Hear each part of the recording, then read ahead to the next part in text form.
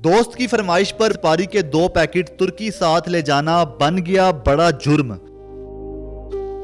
1.5 महीने से इस्तांबुल की जेल में बंद मोहम्मद अवैस को तो इसकी कंपनी ने बेहतर परफॉर्मेंस पर तुर्की सैर के लिए भेजा था, मगर वो पहुंच गया जेल में। इसकी फैमिली पर क्या बीत रही है। उर्दू पॉइंट की वीडियोस देखने के लिए हमारा चैनल सब्सक्राइब कीजिए और बेल के आइकन पर क्लिक कीजिए ताकि आप हमारी तमाम आने वाली वीडियो से बाखबर रह सकें। अस्सलाम वालेकुम, आप देख रहे हैं उर्दू पॉइंट। मैं हूं उस्मान भट्ट। नाज़रीन, की सुपारी खाने वाले और रखने वाले हो जाएं होशियार, क्योंकि अगर आपने बैरून मुल्क सफ़र करना है और अगर आपकी जेब से सुपारी के पैकेट निकले तो आपको जाना पड़ेगा सीधा जेल। हाल ही में लाहौर शहर से ताल्लुक़ रखने वाले मोहम्मद अवैस तुर्की कंपनी की जानिब से सैर सपाटे के लिए भेजे गए, लेकिन सामान से सुपारी के सिर्फ 2 पैकेट यानी कि छालिया के 2 पैकेट बरामद होने पर उन्हें सीधा जेल भेज दिया गया और अब वो पिछले 1 माह से जेल की कैद काट रहे हैं। आइए उनके घर चलते हैं, उनकी फैमिली से जानते हैं वो ये सुपारी किसके लिए लेके जा रहे थे और अब वो किस हाल में हैं। आइए हमारे साथ।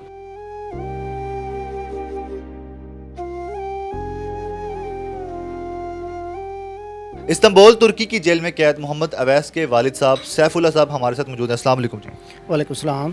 सर, ये बताइएगा कि मोहम्मद अवैस साहब जब लाहौर से तुर्की के लिए रवाना हुए थे, अपने साथ क्या क्या सामान लेकर गए थे और वो जो सुपारी जिसकी वजह से वो इस वक्त इस्तांबुल की जेल में हैं, वो किसके लिए लेके जा रहे थे।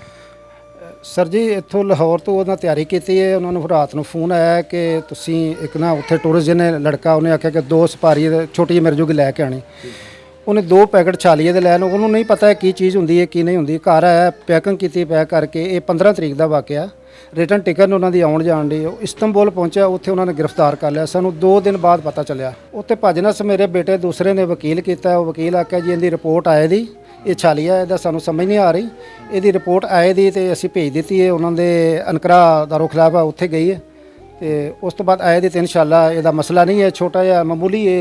जब वो यहाँ से रवाना होने के लिए सामान की पैकिंग कर रहे थे, सुपारी साथ रखी थी, तो आपको पता था ये सुपारी लेके जा रहे हैं और आपको नहीं लगा कि ये कोई इलीगल हो सकता है। हाँ, ਸਾਨੂੰ पता ਚੱਲਿਆ। ਉਹ 2 ਉਹਨਾਂ ਦੇ ਕਾਫੀ ਕੋਈ 2-4 सूट है, ਨਾਲ ਉਹਨਾਂ 2 शापर रखे ने, वो ਵਿੱਚ छोटे छोटे। ਸਾਨੂੰ ना खादी ना इनका पता है। सर, ये बताएं कि तुर्की किस मकसद के लिए गए थे, सैर करने के लिए गए थे या किसी काम से गए थे। ਸਰ, ਲਾਹੌਰ ਦੇ ਵਿੱਚ ਕੰਪਨੀ ਉਹਦੇ ਵਿੱਚ ਕੰਮ ਕਰਦਾ ਸੀ। ਉਹਨਾਂ ਹੱਚੀ ਕਾਰ ਕਰਦੀ ਤਾਂ ਉਹਨੂੰ ਬੋਨਸ ਦਿੱਤਾ ਹੈ ਜਾਂ ਜੋ ਵੀ ਉਹਨਾਂ ਦਾ ਪ੍ਰਾਸਰ ਹੁੰਦਾ ਹੈ, ਉਸ ਹਿਸਾਬ ਨਾਲ ਉਹਨਾਂ ਨੇ ਖਰਚਾ ਜਿਹੜਾ ਇਹਨਾਂ ਦਾ ਕੀਤਾ। ਉਸ ਤੋਂ ਬਾਅਦ ਇਹਨੇ ਵੀਜ਼ਾ ਵੂਜ਼ਾ ਸਾਰਾ ਆਪ ਹੀ ਕਰਵਾਇਆ।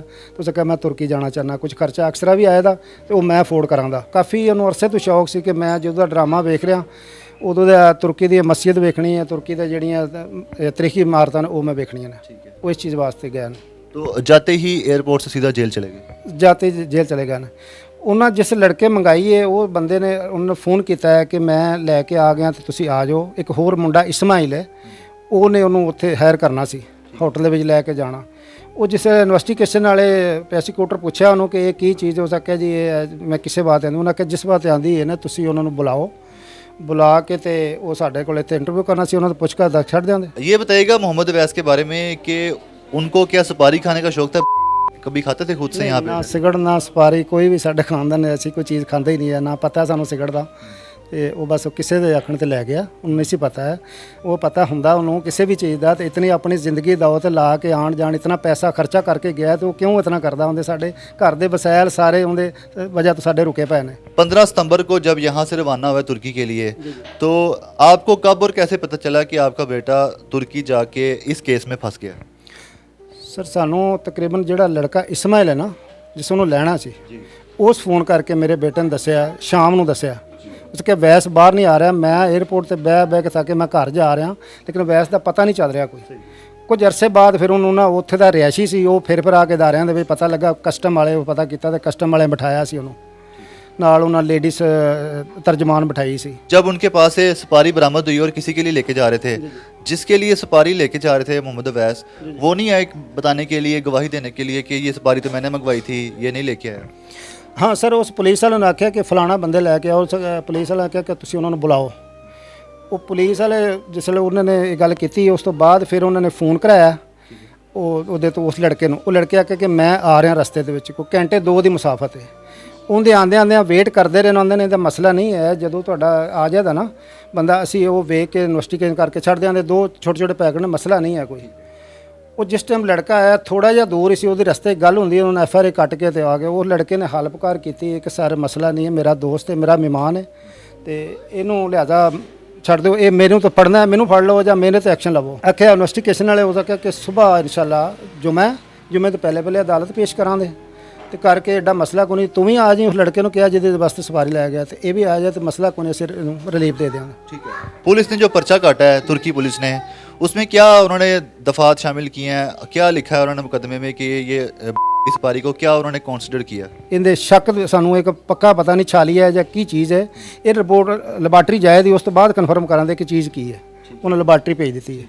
तुर्की में जो पाकिस्तानी कौंसल खाने हैं उनसे आपने रब्ता किया, उनकी कितनी मदद शामिल है आपके साथ? ਉਹਨਾਂ ਨੇ ਰਾਬਤਾ ਮੇਰੇ ਬੇਟੇ ਕੀਤਾ ਕਿ ਇਸ ਤਰ੍ਹਾਂ ਮੇਰਾ ਜਿਹੜਾ ਉਹ ਭਾਈ ਹੈ ਨਾ ਉਹਦੇ ਨਾਲ ਵਾਕਿਆ ਹੋ ਗਿਆ ਤੇ ਤੁਸੀਂ ਕੀ ਹੈਲਪ ਕਰ ਸਕਦੇ ਹੋ, ਸਾਨੂੰ ਲੈਟਰ ਦੇ ਦਿਓ ਲਿਖ ਕੇ ਕਿ ਉਹ 2 ਪੈਕਟ ਛਾਲੀਏ ਦੇ ਉਹਦੇ ਕੋਲ ਫੜੇ ਗਏ ਨੇ ਤੇ ਲੈਟਰ ਉਹ ਅਲਹਮਦੁਲਿਲਾ ਉਹਨਾਂ ਕਾਫੀ ਸਪੋਰਟ ਕੀਤੀ ਹੈ। ਉਹਨਾਂ ਲੈਟਰ ਬਣਾ ਕੇ ਉਸੇ ਟਾਈਮ WhatsApp ਕਰ ਦਿੱਤਾ। ਉਹਨਾਂ ਕਿ ਸਾਡੇ ਮੁਲਕ ਦੇ ਵਿੱਚ ਇਹਦਾ ਕੋਈ ਇਸ਼ੂ ਨਹੀਂ ਹੈ, ਅਸੀਂ ਸਪੋਰਟ ਵੀ ਕਰਨੇ ਆ, ਸਾਡੇ ਬੱਚੇ ਵੱਡੇ ਸਭ ਹੀ ਖਾਂਦੇ ਨੇ, ਸਾਡਾ ਕੋਈ ਇਸ਼ੂ ਨਹੀਂ। ਉਹ ਸਾਡੇ ਕੋਲ ਲੈਟਰ ਆ ਗਿਆ, ਉਹ ਆਪਣੇ ਵਕੀਲ ਨੂੰ ਪੇਸ਼ ਕੀਤਾ। ਉਹ ਵਕੀਲ ਜਿਹਨੂੰ ਪਹਿਲੇ ਪੈਸੇ ਦਿੱਤੇ ਸੀ ਉਸ ਤੋਂ ਬਾਅਦ ਆਖਿਆ ਜੀ ਇਹ ਤਾਂ ਬੜਾ ਲੰਮਾ ਕੰਮ ਹੈ, ਰਿਪੋਰਟ ਆਵੇਗੀ ਤੇ ਮੈਂ ਕੋਈ ਐਕਸ਼ਨ ਲਵਾਂਗਾ, ਵਰਨਾ ਮੈਨੂੰ ਤੰਗ ਨਾ ਕਰੋ। ਉਸ ਤੋਂ ਬਾਅਦ ਫਿਰ ਹੋਰ ਇੱਕ ਲੇਡੀ ਸੇ ਮਰਵੀ ਉਹਦਾ ਨਾਂ ਹੈ, ਉਸ ਬੇਟੇ ਵੀ ਖਤ ਲਿਖਿਆ ਔਰ ਪਾਕਿਸਤਾਨੀ ਜਿੰਨੇ ਵੀ ਉਹਨਾਂ ਦਾ ਕੇਸ ਉਹ ਲੜਦੀ ਹੈ। ਕਾਂਸਟੇਬਲ ਵਾਲਿਆਂ ਵੀ ਆਖਿਆ ਕਿ ਇਸ ਲੜਕੀ ਨੂੰ ਕਰੋ, ਇਹ ਪੈਰ ਵੀ ਅੱਛੀ ਕਰਦੀ। ਉਹ ਫਿਰ ਉਹਨੂੰ ਭਾਰੀ ਫੀਸ ਦੇ ਕੇ ਫਿਰ ਉਸ ਦਿਨ ਤੋਂ ਲੈ ਕੇ ਉਹ ਹੈ ਕਿ ਕਦੀ ਨਾ ਕਦੀ ਉਹਦੇ ਵਿੱਚ ਜਾਂਦੀ ਹੈ। ਫਿਰ ਉਹਦੀ ਮੈਂ ਰਿਪੋਰਟ ਲੈ ਕੇ ਆ ਰਹੀ ਹਾਂ, ਰਿਪੋਰਟ ਤੋਂ ਬਗੈਰ ਆਂਦੀ ਕੋਈ ਇਹਦੇ ਤੇ सदे अमल नहीं आ सकता। जब से मोहम्मद अवैस जेल में तुर्की की, कितनी बार आपकी बात हुई है और बात करते हुए क्या बताते हैं आपको कि मैं किस हाल में हूँ और यहाँ पर क्या चल रहा है? ਸਰ ਉਹਦਾ ਇਹ ਚੱਲ ਰਿਹਾ ਕਿ ਤੇ ਉਹਨੇ ਪਹਿਲੇ ਦਿਨ ਚ ਆਖਿਆ ਕਿ ਮੈਨੂੰ ਪੈਸੇ ਕਰਵਾਓ ਤੇ ਗੱਲ ਸਾਡੀ ਹੁੰਦੀ ਹੈ ਇੱਕ ਜਵੇਦ ਨਾਮੀ ਲੜਕਾ ਹੈ ਸਿਆਲਕੋਟ ਦਾ, ਉਹ 8 ਮਹੀਨੇ ਤੋਂ ਅੰਦਰ ਸਪਾਰੀ ਦੇ ਕੇਸ ਦੇ ਵਿੱਚ। ਉਹਨਾਂ ਨਾਲ ਜਦੋਂ ਕਾਲ ਹੁੰਦੀ ਹੈ ਓਵਰ ਕਾਨਫਰੰਸ ਛੋਟੀ ਜਿਹੀ ਕਾਲ ਹੁੰਦੀ ਹੈ, 1-2 ਵਾਰਾਂ 3 ਵਾਰਾਂ ਸਾਡੀ ਕਾਲ ਹੋਈ ਹੈ। ਅੱਜ ਹੁਣ ਹੋ ਗਏ ਨੇ 15 ਕੁ ਦਿਨ ਉਹਨੂੰ, ਉਸ ਤੋਂ ਬਾਅਦ ਕਾਲ ਹੁੰਦੀ ਨਹੀਂ ਹੋਈ। ਉਹਨੂੰ ਮਸਲਾ ਪ੍ਰੋਬਲਮ ਜਿਹੜੀ ਇਹਨੂੰ ਇਹ ਹੁੰਦੀ ਹੈ ਕਿ ਰਾਤ ਦਰਵਾਜ਼ਾ ਬੰਦ ਹੋ ਜਾਏ, ਉਹਨੂੰ ਬੜਾ ਮਸਲਾ ਬਣ ਜਾਂਦਾ, ਉਹਦਾ ਸਾਹ ਜਿਹੜਾ ਨਾ ਉਹ ਗੁੰਮ ਹੁੰਦਾ ਤੇ ਉਹ ਭੱਜ ਕੇ ਬਾਹਰ ਜਾਂਦਾ ਹੈ, ਇਹ ਉਹਨੂੰ ਪ੍ਰੋਬਲਮ ਹੈ।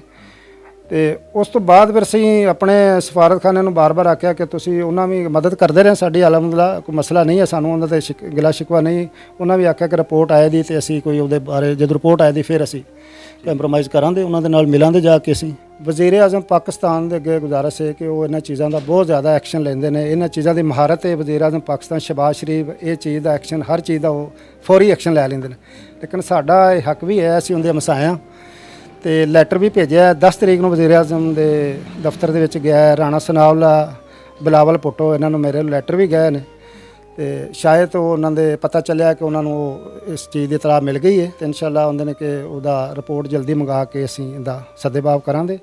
ਦੂਸਰਾ ਹੈ ਕਿ ਪਤਾ ਚੱਲਿਆ ਕਿ ਵਜ਼ੀਰ ਆਜ਼ਮ ਪਾਕਿਸਤਾਨ ਮੀਆਂ ਮੁਹੰਮਦ ਸ਼ਹਿਬਾਜ਼ ਸ਼ਰੀਫ ਸਾਹਿਬ ਜਾ ਰਹੇ ਨੇ ਤੁਰਕੀ ਤੇ ਉਹਨਾਂ ਅੱਗੇ ਅਪੀਲ ਹੈ ਕਿ ਇਸ ਦਾ ਕੋਈ ਸੱਦੇਬਾਬ ਕੀਤਾ ਜਾਏ, ਦੋਵੇਂ ਹੁਕੂਮਤਾਂ ਮਿਲ ਕੇ। ਉਹ ਹੁਕੂਮਤ ਆਂਦੀ ਹੈ ਕਿ ਸਾਡੇ ਕੋਲੇ ਅਨਲੀਗਲ ਹੈ, ਸਾਡੀ ਹੁਕੂਮਤ ਆਂਦੀ ਕਿ ਲੀਗਲ ਹੈ ਤੇ ਇਹਦਾ ਮਿਲ ਕੇ ਕੋਈ ਇਸ ਤਰ੍ਹਾਂ ਕਰਨਾ ਕਿ ਸਾਡੀ ਹੁਕੂਮਤ ਰੋਕਥਾਮ ਕਰੇ, ਕੋਈ ਬੋਰਡ ਲਵਾ ਦੇ 에ਅਰਪੋਰਟ ਤੇ ਜਾਂ ਵੈਬਸਾਈਟ ਤੇ, ਕੋਈ ਆਉਣ ਵਾਲੇ ਹੋਰ ਸਾਨੂੰ ਤਾਂ ਚਲੋ ਜੋ ਹੈ। ਉਸ ਤੋਂ ਬਾਅਦ ਕਿਤਨੇ ਬੱਚੇ ਫੜੇ ਜਾ ਚੁੱਕੇ ਨੇ, ਕਿਸੇ ਨੂੰ ਪਤਾ ਨਹੀਂ, ਛੋਟੀ ਛੋਟੀ ਚੀਜ਼ ਲੈ ਜਾਂਦੇ ਨੇ ਤੇ ਸਪਾਰੀ ਵਾਲੇ ਕੇਸ ਜ਼ਿਆਦਾ ਨੇ। पुलिस हुकाम क्या कहते हैं तुर्की के जो हैं, जो उन्होंने इस पारी बरामद की है उसके बारे में कि इसकी जो लैब में भेजी है कब तक रिपोर्ट आएगी और उस पर क्या एक्शन लिया जाएगा?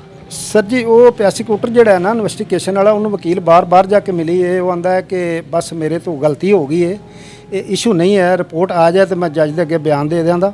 ਇਹਦਾ ਸਿਰਫ ਜੱਜ ਨੂੰ ਇਹ ਜੇ ਰਿਪੋਰਟ ਪੇਸ਼ ਕੀਤੀ, ਜੱਜ ਆ ਕੇ ਕੀ ਚੀਜ਼ ਹੈ, ਆਂਦਾ ਕਿ ਮੈਂ ਇਹ ਸਮਝਿਆ ਕਿ ਪਤਾ ਨਹੀਂ ਕੋਈ ਚੀਜ਼ ਹੈ, ਇਹ ਸ਼ੱਕ ਦੇ ਵਿੱਚ ਭੇਜੀ ਹੈ। ਜਦੋਂ ਆ ਜਾਏ ਦੀ ਮੈਂ ਫੁੱਲ ਸਪੋਰਟ ਕਰਾਂਗਾ। ਬੱਚਾ ਨੇ ਕਿ ਮੈਂ ਇਸ ਵਾਸਤੇ ਕਿ ਉਹਦੀ ਸਪੋਰਟ ਕਰਨਾ। ਉਹ ਰਿਪੋਰਟ ਆਏ ਦੀ, ਰਿਪੋਰਟ ਦੇ ਮੁਤਾਬਕ ਵਕੀਲ ਜਿਹੜੇ ਨੇ ਉਹ ਦੋਵੇਂ ਆਂਦੇ ਨੇ ਕਿ 5 ਤੋਂ 6 ਮਹੀਨੇ, 4 ਮਹੀਨੇ, 8 ਮਹੀਨੇ ਜਾਂ 3 ਮਹੀਨੇ ਤੋਂ ਪਹਿਲੇ ਨਹੀਂ ਹੈ। ਤੇ ਅਲਹਮਦੁਲਿਲਾ ਸਾਡੇ ਇਸ ਖਬਰਾਂ ਦੇ ਨਾਲ ਜਾਣ ਸਾਡੀ हुकूमत भी एक्शन लिया, रिपोर्ट आ गई है। सर ये बताएं कि मोहम्मद अवैस जब लाहौर से रवाना हुए थे तो क्या लाहौर एयरपोर्ट पे कस्टम हुकाम ने या जहाँ जिस रास्ते से होते गए अब रास्ता आप बता रहे दोहा से गए थे, तो किसी और मुल्क में नहीं रोका गया या चेक नहीं किया गया, सब जगह से क्लियर कर दिया गया? चेक होया लाहौर एयरपोर्ट ਤੇ ਉਹਨਾਂ ਨੇ ਕੋਈ ਐਕਸ਼ਨ ਲਿਆ, ਛਾ ਲਿਆ ਤੇ ਦੋਵੇਂ ਪੈਕਟ ਉੱਤੇ ਹੀ ਪਏ ਨੇ। ਉਹਨਾਂ ਨੇ ਆਖਿਆ ਕੋਈ ਮਸਲਾ ਨਹੀਂ, ਉਹਨਾਂ ਤਲਾਸ਼ੀ ਲਈ ਹੈ। ਫਿਰ ਕਤਰ 에ਅਰਪੋਰਟ ਤੇ ਕੋਈ 2.5 ਘੰਟੇ ਦਾ ਉਹਨਾਂ ਸਟੇ ਸੀ, ਉਹਨਾਂ ਵੀ ਉੱਥੇ ਚੈੱਕ ਕੀਤਾ, ਕੋਈ ਮਸਲਾ ਨਹੀਂ ਆ। ਟਰਕੀ ਦੇ ਵਿੱਚ ਜਾ ਕੇ ਉਹਨਾਂ ਆਖਿਆ ਜੀ ਸਾਡੀ ਮਮਨੂ ਹੈ, 9 ਮਹੀਨੇ ਤੁਸੀਂ ਕੀਤੀ ਹੈ, ਲੇਕਿਨ ਉਹਨਾਂ ਦੀ ਗਲਤੀ ਹੈ ਕਿਸੇ ਵੈਬਸਾਈਟ ਤੇ ਕਿਸੇ ਵੀ ਉਹਨਾਂ ਆਪਣੇ ਟਵਿੱਟਰ ਤੇ ਕਿਸੇ ਚੀਜ਼ ਤੇ ਉਹਨਾਂ ਨੇ ਸ਼ੋਅ ਨਹੀਂ ਕਰਿਆ, ਇਹ ਉਹਨਾਂ ਦੀ ਗਲਤੀ ਹੈ। ਲੇਕਿਨ ਇਸ ਗਲਤੀ ਨੂੰ ਦੂਰ ਕਰ ਦੇਣ ਬਰਾਏ ਮਿਹਰਬਾਨੀ ਹੈ ਤੇ ਇਹ ਸਾਡੀ ਅਥਾਰਟੀ ਵੀ ਜਿਹੜੀ ਹੈ ਇਹ ਵੀ ਇਸ ਨੂੰ ਨਾ ਲੈ ਕੇ ਜਾਣ ਦੇਣ ਬੰਦੇ ਹੋਰ ਵਿਚਾਰੇ ਜਿਹੜੇ ਫਸ ਰਹੇ ਨੇ। आप मॉडल टाउन में रहते हैं और मियाँ शहबाज शरीफ साहब जो कि वज़ीर आज़म पाकिस्तान हैं वो भी मॉडल टाउन एच ब्लॉक के रिहायशी हैं, तो आप उनकी जब गए हैं रिहाइश गाह पे या उनके ऑफिस गए 180H में, तो वहाँ पर उनको कैसा रवैया था कि आपको ताउन किया गया आपके साथ? ਨਹੀਂ ਸਰ ਉਹ ਪੁਲਿਸ ਵਾਲੇ ਜਿਹੜੇ ਨਾਕੇ ਲੱਗੇ ਹੁੰਦੇ ਨੇ ਉਹ ਬੰਦੇ ਨੂੰ ਜਾਣ ਹੀ ਨਹੀਂ ਦਿੰਦੇ। ਉਹ ਤੇ ਅੱਗੇ ਜਾ ਕੇ ਬੰਦਾ ਕੋਈ ਰਿਕੁਐਸਟ ਕਰੇ ਨਾ ਕਿਸੇ ਕੋ ਮਿਲਣ ਦੇਵੇ ਤੇ ਉਹ ਕੋਈ ਤਗੜਾ ਬੰਦਾ ਹੋਵੇ ਐਮਪੀਏ ਲੈਵਲ ਤੇ ਉਹ ਅੱਗੇ ਜਾ ਸਕਦਾ ਹੈ। ਹਾਂ ਰੈਫਰਨ ਹੋਵੇ ਤੇ ਫਿਰ ਦੂਸਰਾ ਸਾਡਾ ਹਮਸਾਇਆ ਨੇ ਸਾਨੂੰ 25-26 ਸਾਲ ਹੋ ਗਏ ਨੇ ਅਸੀਂ ਇੱਥੇ ਉਹਨਾਂ ਦੇ ਸਾਹਮਣੇ ਘਰ ਦੇ ਸਾਡੇ ਲੜਕੇ ਉਹ ਗਰਾਊਂਡ ਵੀ ਖੇਡਦੇ ਨੇ, ਵਾਲੀਬਾਲ ਖੇਡਦੇ ਨੇ, ਅੱਜ ਤੱਕ ਸਾਡੀ ਮੁਲਾਕਾਤ ਨਹੀਂ ਹੋਈ। ਤੇ ਇਤਨਾ ਅਸੀਂ ਹੱਕ ਰੱਖਨੇ ਆ ਕਿ ਇਤਨਾ ਵਜ਼ੀਰ ਆਜ਼ਮ ਪਾਕਿਸਤਾਨ ਹਮਸਾਇਆਂ ਦਾ ਹੱਕ ਵੀ ਹੁੰਦਾ ਹੈ ਤੇ ਉਸ ਚੀਜ਼ ਦੇ ਉੱਤੇ ਨੋਟਿਸ ਲੈ ਕੇ ਤੇ ਸਾਡੀ ਅਪੀਲ ਸੁਣ। मोहम्मद अवैस की मिसिस और उनकी 2.5 साल की बेटी इस वक्त हमारे साथ मौजूद हैं। अस्सलाम वालेकुम। वालेकुम सलाम। मैम ये बताइएगा कि अवैस साहब जब निकलने लगे थे तुर्की के लिए, आपने उनका सामान पैक किया था तो उसमें इस पारी भी थी, आपको भी नहीं कहीं लगा कि ये कुछ हो सकता है कि इस पर केस बन सकता है जाके? नहीं, मुझे बिल्कुल इल्म नहीं था, ना उनको इल्म था इस बात का कि ये इसका कोई इशू बन सकता है उधर। ये बताइएगा कि इस बच्चे की इसके वालिद साहब मोहम्मद अवैस साहब से कितनी अटैचमेंट थी, और वैसे तो 5-6 दिन के लिए गए थे लेकिन 1 महीने से ज़्यादा हो गया, वापस घर नहीं आए अभी तक, तो कैसे इनको बहलाते हैं बच्ची को, क्या बताते हैं? बहुत ज़्यादा ये रोती है, बहुत उदास है, मतलब सोती नहीं थी उनके बगैर, तो अब बहुत इसको बुखार चढ़ जाता है, बहुत मतलब बीमार हो गई है समझो ये, और बहुत परेशान है बच्ची ना। अभी भी ये मतलब कोई किसी को देख कर रोने लग जाती है कि मेरा बाबा नहीं है। कार्टून दिखाती हूँ, कभी कुछ मामू से बात कराती हूँ, उससे कहती इसको ले जाओ बाहर ज़रा घुमा लाओ या इस तरह से। पहले कभी ऐसा हुआ है कि अवैस साहब घर से कहीं गए हों इतने दिनों के लिए, इतने दिन कभी आप सब ने गुजारे उनके बगैर?